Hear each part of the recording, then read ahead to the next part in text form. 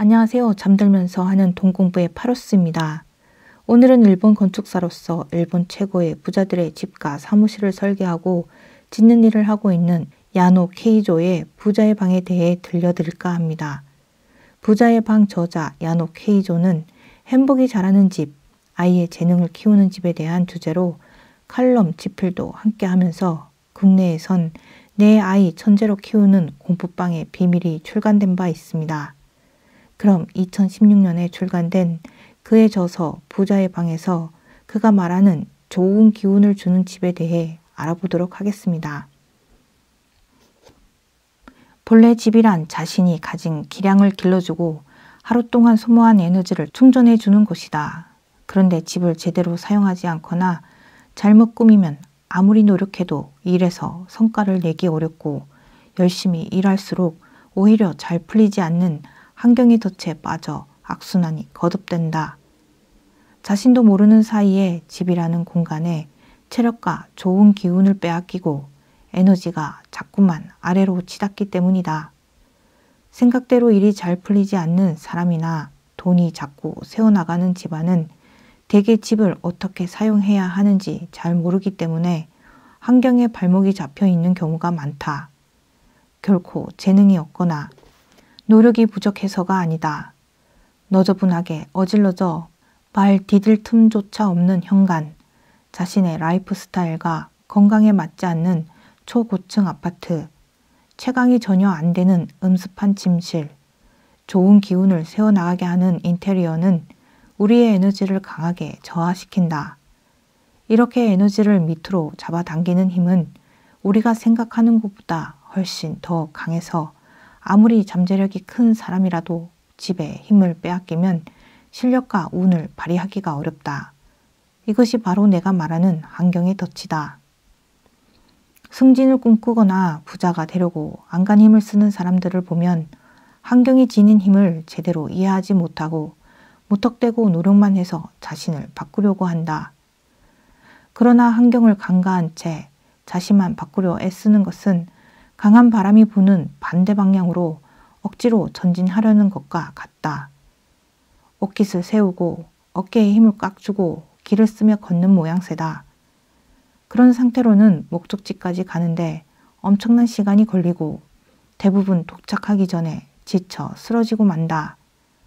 하지만 환경을 먼저 정돈하면 태양이 포근하게 나를 비춰주는 가운데 기분 좋고 순탄하게 인생길을 만들어 나갈 수 있다. 일이나 학업에 있어 능력을 지속적으로 발휘하는 사람들은 항상 의식적으로 주변 환경을 정돈한다. 내가 가장 마음 편한 상태를 만들기 위해 집안 배치를 설계하고 가족이 모두 행복하게 꿈을 이루어 나갈 수 있는 공간을 마련한다. 외부 환경이 나에게 미치는 영향이 얼마나 큰지를 잘 알고 그것을 제대로 활용하면 인생이 바뀐다고 굳게 믿기 때문이다. 즉 집을 사용하는 방법과 관점을 바꾸고 에너지를 확실하게 충전하면 누구나 능력과 잠재력을 충분히 발휘하여 성공을 거두고 부를 거머쥘 수 있다.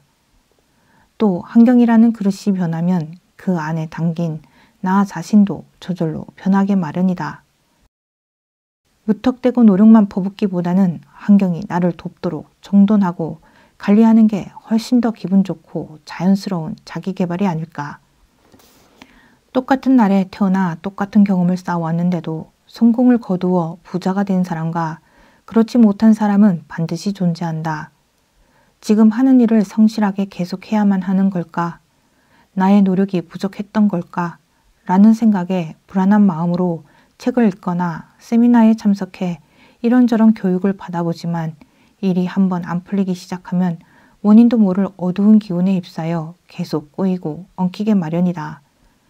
나는 20년여간 여러 사람의 집을 설계하고 지어주는 건축사로 일하면서 이런 고민에 고통스러워하는 사람들을 수없이 보았다. 그리고 그들의 집과 사무실 공간을 개선시켜 줌으로써 일이 잘 풀리고 공부가 잘 되고 힘들었던 집안이 일어나는 기적을 목격했다. 대체로 우리는 사는 공간에 대해 꽤 무관심하다. 물론 깨끗하게 쓸고 닦거나 물건을 정리하기는 한다. 하지만 조금 더 치밀하게 신경 쓸 필요가 있다. 공간과 사람 사이에는 서로 기를 주고받는 일종의 순환 구조가 형성되어 있어서 건강이나 우운, 인간관계와 심리 상태에 지대한 영향을 미치기 때문이다. 건축사무소를 찾아와 설계를 의뢰한 사람 중에는 방을 꾸미고 정돈하는 일을 그저 기분을 전환시키기 위한 것일 뿐 운명이나 능률과는 전혀 상관없지 않나요? 라고 말하는 사람도 있었다. 하지만 우리의 몸과 영혼은 사는 곳에 따라 민감하게 반응한다. 그리고 영혼이 바뀌면 곧 운명도 바뀌는 법이다. 주어진 운명에 만족하지 않고 더 나은 방향으로 개선시키기 위해서는 무엇보다 먼저 당신의 방부터 점검해야 한다. 실제로 방이나 사무실과 같은 공간은 우리의 인생에 어떤 영향을 미칠까? 이번 장에서는 구체적인 몇 가지 예를 통해 집이 지닌 강력한 힘을 소개하고자 한다. 먼저 무심코 집을 바꿨다가 우울증에 걸린 한 남자의 이야기를 소개한다. 이제 막 30세가 된 남성 의뢰인은 중견 광고 회사에 다니는 평범한 직장인이었다. 광고업계 특성상 매일 야근을 밥 먹듯이 했고 퇴근이 늦기 때문에 회사와 가까운 곳에 집을 구했다고 한다. 마침 주변 시세보다 20만 원 정도 저렴하게 나온 반지하 월세방이 있었고 어차피 돌아가서 잠만 잘 텐데 하는 마음으로 곧장 이사를 했다. 그런데 이상하게도 한두 달 지나면서 점점 몸 상태가 나빠졌다. 아침에 눈을 떠도 개운하지가 않고 일어나도 계속 머리가 멍했다. 주말에 잠을 푹 자도 좀처럼 피로가 가시지 않았고 눈과 피부는 벌겋게 달아올랐다. 이런 상황이 거듭되자 일에도 악영향을 미쳤다. 집중력이 떨어져 실수가 잦아졌고 좀처럼 실적도 올리지 못했다. 어떻게든 업무에 지장을 주어서는 안 돼 라고 생각하며 정신력으로 버텨보아도 몸 상태는 회복될 기미가 없었다. 피로와 스트레스는 걷잡을 수 없이 쌓였고 기력도 점차 쇠약해졌다. 그는 이사한 지 1년쯤 지났을 무렵부터 병원에 다니며 우울증 약까지 처방받아 먹었다. 약을 먹으며 자신을 엄격하게 책짓질했는데 어떤 일을 계기로 갑자기 기운을 차리고 약까지 끊었다고 했다.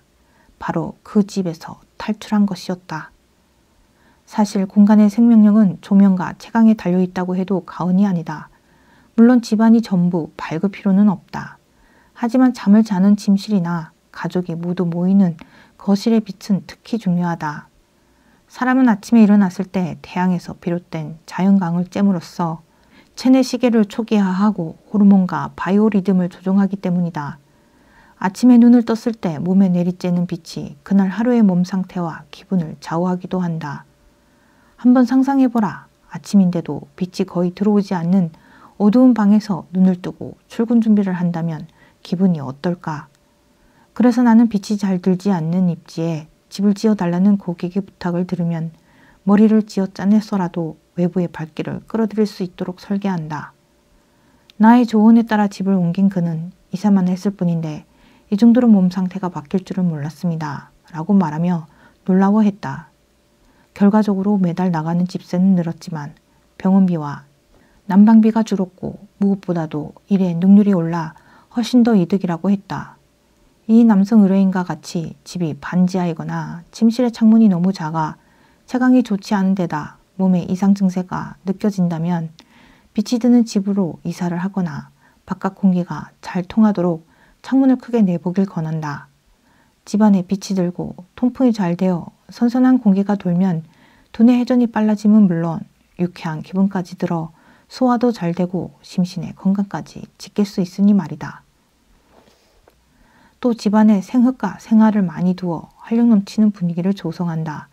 이는 땅의 기운, 즉 지자기를 받고 싶은 마음에서다. 집짓기 세미나에서 만난 40대 프리랜서 디자이너가 있었다. 그는 주로 집에서 일하기 때문에 도시에서 1시간 반쯤 떨어진 전원에 단독주택을 빌려 온 가족이 이사를 갔다고 했다. 주변에는 녹음이 우거져 공기가 쾌적했고 넓은 마당이 있어 초등학생 아이들이 뛰어놀기에도 안성맞춤이었다. 반난 없이 일에 파묻혀 바쁘게 지냈던 자신도 가족과 함께 시간을 보낼 수 있겠다 싶어 무척 만족했다. 무엇보다도 복잡하고 어수선한 도시 환경에서 벗어나 자연을 가까이 하면 발상도 풍부해지고 디자인 영감도 더 잘 떠오르리라고 기대했다. 그런 생각에 서둘러 이사를 감행했다고 한다. 그런데 마음 먹고 출발한 새로운 장소에서의 생활은 생각만큼 잘 풀리지 않았다. 도시에서만 자란 아이들은 시골 학교에 적응하지 못했고 시장이나 병원에 가기 어려운 탓에 아내의 스트레스도 점점 쌓여만 갔다. 자연스럽게 가족 간의 관계가 삐걱거리기 시작했고 서로 마주치면 짜증을 내기 일쑤였다. 그런데 더 큰 문제가 도사리고 있었다. 도시에서 멀어지니 들어오던 일감이 줄어들어 생활 형편이 어려워진 것이었다. 특별히 큰 실수를 한 적도 없고 디자인 스타일이 달라지지도 않았는데 이상하게 거래하던 곳과 관계가 끊기고 새로운 일을 구하기도 쉽지 않았다. 곤란해진 그는 어떻게든 이 흐름을 끊어내야 한다는 마음으로 건축과 풍수를 배우기 시작했고 나를 찾아와 상담을 받았다. 나는 그에게 맨 처음 이렇게 물어보았다. 그곳으로 이사를 간 특별한 계기가 있나요? 어릴 적부터 나무가 많고 공기가 맑은 자연 속에서 살고 싶다는 꿈이 있었습니다. 나는 더 자세한 이유가 듣고 싶어 다시 질문했다. 그럼 왜 하필 지금 이 시점에 이사를 했나요? 아이들이 조금 더 자란 후에 옮겨도 괜찮았을 텐데요. 가만히 생각하던 그는 마음속 깊이 숨겨두었던 진짜 속내를 털어놓았다. 실은 점점 큰일을 맡으면서 부담감이 생겼습니다. 거기에서 벗어나고 싶은 마음이 컸던 것 같습니다. 그는 마음속 어딘가에 감춰두었던 부담감을 마주하지 않기 위해 도망치듯 전원으로 이사를 갔던 것이다. 이것이 바로 그가 이사를 한 진짜 동기였다. 이 남성 의뢰인처럼 표면적으로는 인생의 반전을 깨하기 위해 집을 옮겼는데 왠지 일이 잘 풀리지 않을 때에는 내 마음속에 부정적인 생각이나 다른 동기가 숨어 있는 건 아닌지 잘 생각해 볼 필요가 있다. 집은 그곳에서 하는 사람의 성공을 돕기도 하지만 잘못 사용하면 오히려 실패하게 만드는 힘도 내포하고 있다. 집을 옮긴 이유가 마음에 지닌 두려움을 회피하기 위해서라면 분명 집은 제 기능을 하지 못하고 부정적인 에너지를 마구 발산할 것이다. 즉 집은 사는 사람의 마음 상태를 고스란히 반영해 그대로 인생이 흘러가게 한다. 그러니 이사를 하기 전에는 반드시 자신의 라이프 스타일을 점검해보고 그 집에 살면서 얻게 될 미래상을 구체적으로 그려봐야 집으로부터 좋은 에너지를 받을 수 있다. 또 새로운 집에서 가족 구성원이 어떤 꿈을 이루어갈지 모두가 공간에 만족하는지를 세심하게 따져보는 작업도 선행되어야 한다. 사무실 인테리어를 손봐달라는 의뢰를 받고 어느 대기업을 방문한 적이 있다. 그곳에서 나는 직원들로부터 무척 흥미로운 이야기를 들었다. 이상하게도 이 회의실만 들어가면 무조건 싸움이 납니다. 별것 아닌 일로 감정이 격해져 회의가 잘 진행되지 않아요. 대단하지도 않은 일상적인 보고를 할 때조차도 이 회의실만 들어가면 어느새 서로를 비방하고 있다는 것이었다. 그런데 반대로 이곳에서 미팅을 하면 언제나 온화한 분위기가 형성되어 일이 잘 풀린다는 회의실도 있다. 이러한 현상은 영국의 생화학자 로버트 셀드레이크 박사가 제안한 형태형 성장 이론으로 설명이 가능하다. 셀드레이크 박사는 특정한 장소에서 그전에 없던 일이 한번 발생하고 나면 앞으로도 그곳에서 같은 일이 계속 발생할 수 있다고 주장한다. 그는 특정한 역사적인 사건이 주기적으로 같은 장소에서 반복되어 발생하는 사례를 들어 자신의 이론을 뒷받침한다. 더불어 생물 개체 내에는 본래 저장된 정보뿐만 아니라 그들을 보이지 않게 서로 연결해주는 형태 공명이 이루어져 있어서 멀리 떨어져 있어도 하나의 유기체인 양 비슷한 행동을 하게 된다고도 말한다. 예를 들어 영국의 텃새인 푸른 박새가 우유병의 뚜껑을 부리로 쪼아 우유를 먹는 방법을 알게 되자 이것이 금세 다른 나라의 박새들에게 전파되어 전 유럽에서 박새들이 우유병을 쪼게 되었다는 일화가 있다. 박새 활동 범위는 15km를 넘지 않는데 어떻게 유럽의 모든 박새가 같은 행동을 하게 되었을까?